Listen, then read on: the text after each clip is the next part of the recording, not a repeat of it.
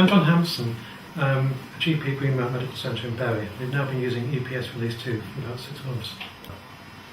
Well, the thing is that EPS Release 2, when it's working properly, should really be entirely under the bonnet process as far as patients are concerned. And so those patients who previously were having their prescriptions collected by pharmacies have really seen little change, although their prescriptions may get there a little bit quicker. I think the most useful thing that a practice can do before going to Release 2 is actually to have a look at the system. Hopefully there will be other practices in the locality that might use the same supplies system, or possibly a user group. It's too difficult to actually work out precisely how you're going to operate in the practice without having seen it. After some initial experiments, we were never very keen on the old manual repeat dispensing system, but we could see significant benefits from the electronic one. You have to choose your patients carefully, and we started with patients who were on stable medication and generally a few items. We got to know the system and the pharmacist got to know the system.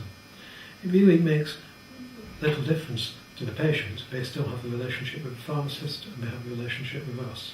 Traditionally, we had issued a lot of post-dated manual prescriptions, and we gave those for 3 months at a time. We made a decision as a practice that we were going to cease issuing post-dated prescriptions altogether. And as an incentive to patients, we're now actually offering up to 6 months on repeat dispensing, whereas in the past we'd been prepared to issue 3 months of post-dated manual prescription. EPS actually enhances the opportunities to review medication. It's more flexible in that authorisations that have already been issued can be withdrawn at any time prior to them being drawn down by the pharmacy.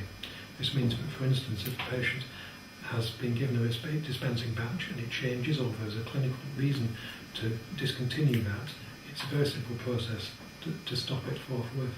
Really, you've got to go for it.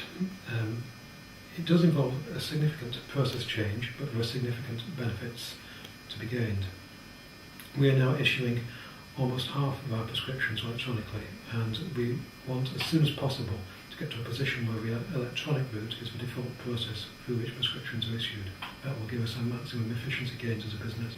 Fortunately, we've managed to get all the staff on board with this. They are actually finding themselves that they're saving time. What they didn't like to do was filing paper prescriptions, chasing after prescriptions that were said to be missing. We can now audit trail everything, and we know precisely where everything is at any time.